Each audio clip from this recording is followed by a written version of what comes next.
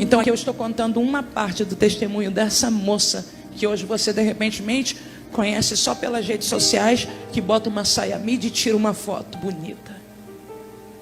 Mas que a vida nem sempre, aliás, foi tão bela quanto as minhas fotos que eu tiro. Eu tive momentos difíceis.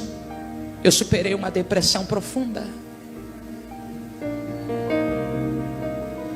E eu estou falando que eu me deprimi quando eu já estava no Evangelho. Interessante que os abusos, a fome, não me trouxe depressão, como o ministério me trouxe. Agora eu entendo Jeremias, eu entendo Jó, eu entendo Davi. Pastor Helena, eu superei uma depressão profunda. A depressão, ela se aproxima porque ela encontra uma porta. Ela entra pelas lacunas deixadas por outras situações que a gente passa. Perdas, traições, decepções, amargura de alma, angústia de coração, falta de perdão, relacionamentos quebrados e destruídos, perdas de pessoas que a gente ama. São portas que a depressão, ou seja, brechas que a depressão acha para entrar.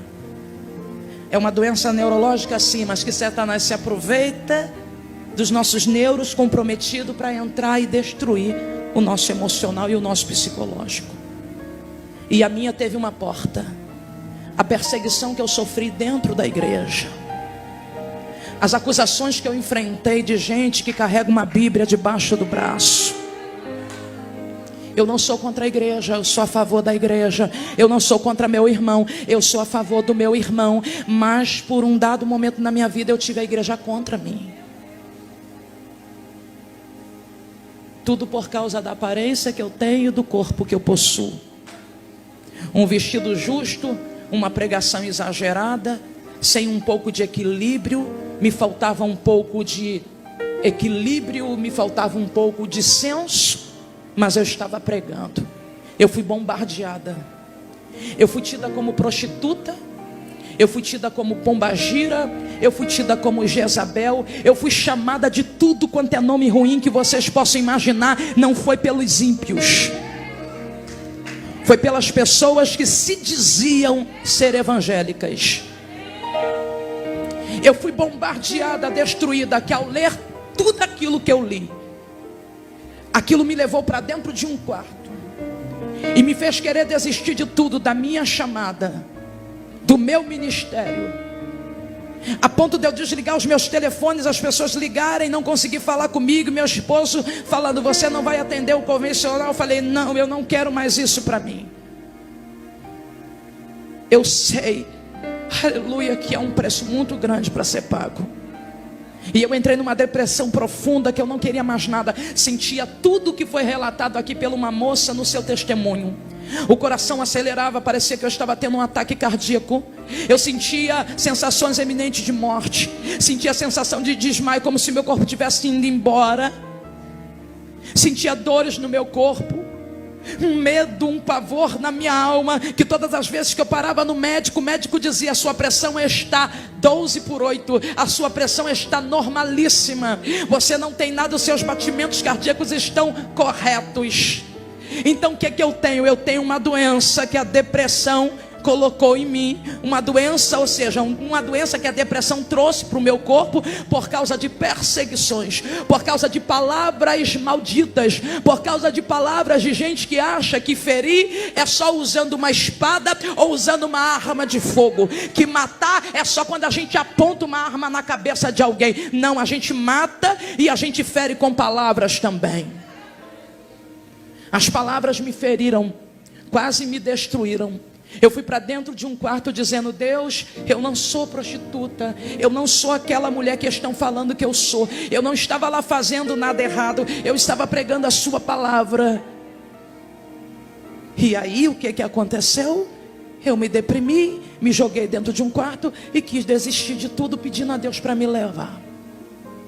Até que uma madrugada me joguei no chão, chorei muito em cima da minha Bíblia, que rasgou a capa da minha Bíblia, de tanto que molhou com choro. E na madrugada Deus me visitou. Eu estava dormindo, para finalizar aqui minha oportunidade. Eu estou resumindo, que se eu falar de outras coisas, até de quando eu caí, vocês não têm noção. Escuta, eu estava dormindo quando Deus me visitou na madrugada desse choro. Eu tive um sonho, Helena, e eu só quero contar isso aqui porque é muito importante para mim. Eu tive um sonho. Eu estava indo para uma igreja no sonho. Porém, quando eu chegava na porta da igreja, a igreja estava lotada. Eu não conseguia entrar. Mas no sonho meu coração almejava, porque eu queria ouvir a palavra. Mas não tinha lugar para mim ali. Ninguém deixava eu entrar. Então eu voltava triste daquela igreja e seguia meu rumo num caminho escuro, numa rua sem saída. Eu estava triste, com a cabeça baixa, quando de repente aparecia um cachorro muito grande. Era um animal muito grande, ele aparecia no meio do meu caminho e eu dizia: pronto, agora mesmo que eu serei destruída. Ele vai me atacar e eu vou morrer, porque não tem ninguém aqui para me defender. O cachorro apareceu, mas de repente, quando ele se aproximou, ele me olhou bem. E quando ele me olhou, eu senti que houve um pavor no olhar dele. Porque quando ele começou a sentir medo, ele começou a jogar as patas para trás, recuando, recuando, recuando. E eu não entendia. Eu dizia: por que esse cachorro que eu estava prestes a me atacar, eu estou sozinho aqui, ele está recuando? Nisso ele sumia nas sombras e eu via a oportunidade de continuar avançando. Eu continuava avançando naquela rua, até que aparecia uma mulher toda rasgada, e ela vinha como se fosse me atacar, mas de repente ela tomava a mesma atitude do cachorro. E ela começava a se afastar e se escondia nas sombras, e era como se aquilo ali dissesse para mim: continue. E eu continuava, até que no final da rua encontrei uma porta grande de madeira, e eu sabia que para mim atravessar para um outro lugar, eu tinha que entrar naquela porta de madeira. Quando eu entrava pelaquela porta de madeira, tinha um homem muito alto, de quase 3 metros de altura, todo vestido de preto, com a cara pintada de branco. Você sabe aquele personagem que faz o Jardim do Inimigo, aquele homem que se pinta? Era mais ou menos parecido com ele, só que tinha 3 metros de altura. Ele entrava dentro, ou seja, eu entrava dentro daquele lugar e via aquele homem grande, mas ao mesmo tempo que eu entrava, eu ficava apavorada por causa da altura, do tamanho e aparência dele, me assustava. De repente eu vi, quando ele me olhou de rabo de olho, ele começou a se afastar.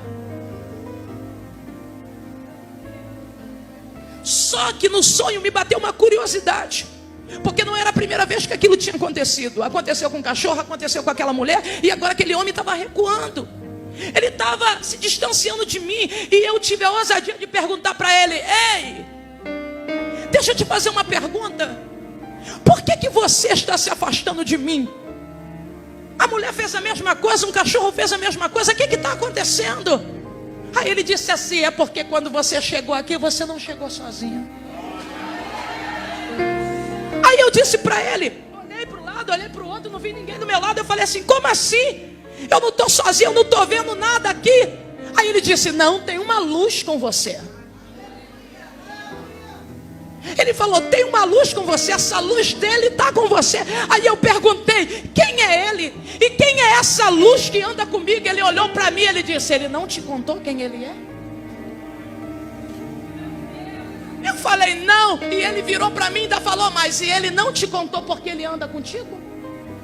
Eu falei: não, e eu quero saber, me fala. Ele disse para mim: ele anda com você por causa do teu coração. Aí ele virava para mim e dizia assim: moça, tu tem um coração bom, tu tem um coração nobre, ele te conhece aqui, por isso que ele anda contigo e não está deixando a gente se aproximar. Eu estava diante do inimigo, vendo o inimigo confessar diante de mim o porquê que eu era protegida. Quando eu acordei dentro do meu quarto, eu ouvi uma voz, como se fosse a voz de um profeta dentro do meu quarto, citando as mesmas palavras que Samuel citou quando viu Eliabe. E Deus falou: eu não vejo como vê o homem olha a aparência, mas eu conheço o coração.